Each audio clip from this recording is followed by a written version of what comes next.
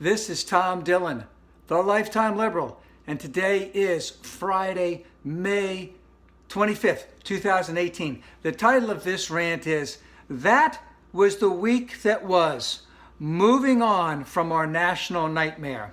So even though the betrayer of trust is still getting a lot of headlines, a lot of things are going on behind the scenes that we need to keep track of.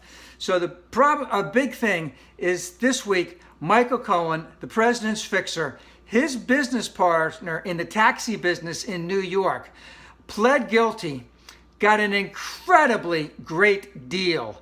And the reason he got a great deal was because he's going to turn on Michael Cohen. Now, they wouldn't have given him that deal if he didn't have a lot to say about this. What does that mean? More pressure on Cohen, more charges, more indictments for Cohen, better the chance that he will flip because he knows where all the bodies are buried in the Trump organization, let's just say. Our deal maker in chief has proved that he's not a deal maker at all. By bowing out of the North Korea end of it, it shows he doesn't know how to make a deal. It makes China look good. North Korea actually looks mature in some of this, and Iran looks good because they're keeping their end of the deal right now, their end of the Iran deal right now. Now, in terms of the RussiaGate, the betrayer of trust has broken all norms and is using as many bullying, autocratic techniques that he can to usurp whatever's going on. He sent his chief of staff and his own personal lawyer to a Gang of 8 top secret meeting at Congress. And they did not attend, but they went to it, which shows his in-your-face, don't fuck with me, I'm going to show you how this is done, I'm going to get this done. But interestingly, the Democrats came out of that meeting and basically said there's nothing there. Republicans have said nothing about this, which means that they wanted to use it to their advantage, but the Democrats were there. Now they can't use it to their advantage. And very interestingly, Paul Ryan, the Speaker of the House, didn't go into it because he knew it was a fucking fiasco. All right? Now, again, this is the year of the woman. So just this week, all right, several women won their opportunity to run as a Democratic candidate in several states. One of them was a black woman from Georgia who will actually be running for governor. So it'll be the first black woman ever to be running for governor.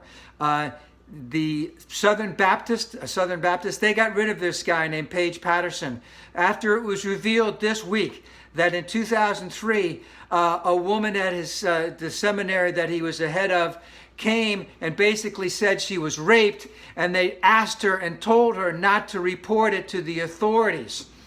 So they got rid of him. That's all good.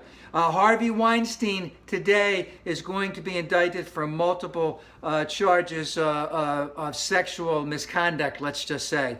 Ireland today is holding a referendum on abortion. It's going to be a vote, and Irish women are going to be playing a big role in that. Also this week, way under the radar, so to speak, Connecticut passed legislation for equal pay for equal work for women. Lots of good things going on there.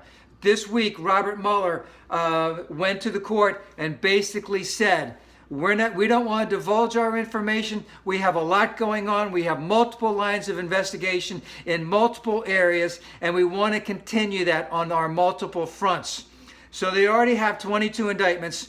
They have 4 guilty pleas. One is in jail right now. The other 3, after they make their statements in court, they're all going to prison for a while. It's going to get reduced charges, but they're going to prison for a while. And just a couple quick things. The House Republicans have enough to have a discharge petition to have a vote on DACA, because they're going to get reamed in the elections coming up, and they know it's the right thing to do. One last thing, a Senate subcommittee has passed legislation to increase funding to investigate new technologies to be involved in carbon capture. So a lot's going on this week. A lot of it doesn't have anything to do with the betrayer of trust. He's shown he isn't worthwhile in anything.